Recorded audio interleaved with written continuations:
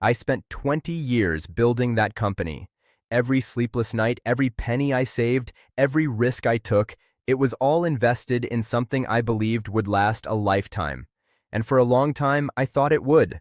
I thought we were partners in every sense, my wife and I. That illusion shattered faster than I could process. It started with whispers at family gatherings, comments about how I didn't understand the family vision, how we should have someone more connected running things, how maybe it's time for new leadership. I laughed it off at first, believing that blood didn't always mean business. I trusted her family to support me, or at least not betray me. Then came the board meeting that changed everything. I walked into the room expecting to discuss quarterly earnings, market expansions, the next phase of growth. Instead, I was met with cold stares, tight-lipped smiles, and an agenda I hadn't seen. She was there, sitting next to her father, her mother, and her brother, the people I had trusted implicitly. The vote was swift. I didn't even get a chance to speak before the motion passed. They had voted me out, the founder, the architect, the one who had built every client relationship, every contract, every foundation of the company. I felt my heart tighten, my stomach drop. I looked at her. I searched for remorse, for regret, for even a hint that she realized what she had done. Nothing. She smiled, a small, satisfied curve of her lips. She didn't meet my eyes. She didn't say a word. I left the boardroom without argument. I didn't scream, I didn't beg, I didn't curse. I walked out quietly, every step deliberate, every breath measured. Their victory, their betrayal, wasn't going to define me. In the days that followed, I felt the weight of the loss. Not just the financial loss or the control, I felt the betrayal in my bones. The people I had loved and trusted most had turned on me for money, influence, or perhaps ego. But anger, I realized, is a poor strategist, so I made a different choice. I smiled.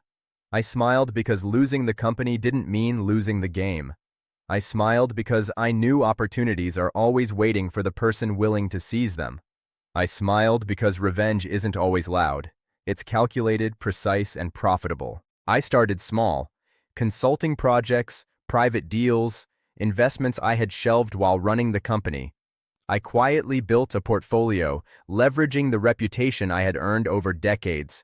People trusted me, not because I had a title, but because I had results. And results don't lie. Months turned into a year. The whispers turned into curiosity, and curiosity turned into requests for partnerships, collaborations, and investments. Slowly, I rebuilt. Not the company I had lost, but something far larger, far stronger.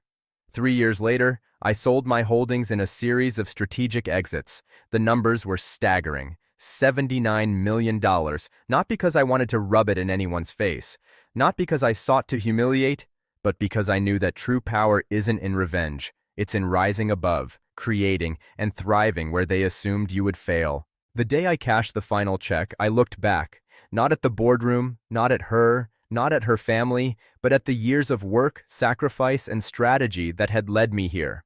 I didn't feel anger, I felt vindication. Not the petty kind, but the kind born from knowing I had turned betrayal into opportunity. Her reaction when she heard the news? Priceless. Shock, regret, confusion, a hint of fear perhaps that the man she and her family had tried to erase had simply reinvented himself and surpassed them all. I never gloatingly flaunted my wealth. I never needed to. Every deal, every investment, every decision was a quiet testament to what happens when you underestimate someone who refuses to be broken. I learned something invaluable from that betrayal. People may try to remove you from the things you've built, but they can never take the knowledge, skill, and resilience that made those things possible. True power isn't just ownership, it's the ability to rise, adapt, and flourish regardless of the obstacles others throw in your path. Her family assumed I was finished. They assumed betrayal would destroy me. They assumed my smile was a mask hiding despair. They were wrong, because when they voted me out, I didn't just walk away. I walked into a future they couldn't imagine. I turned betrayal into profit, doubt into opportunity, and anger into motivation. $79 million later, I realized that sometimes The best revenge isn't fighting them, it's outgrowing them completely. And the best part? I did it with integrity, intelligence, and calm precision.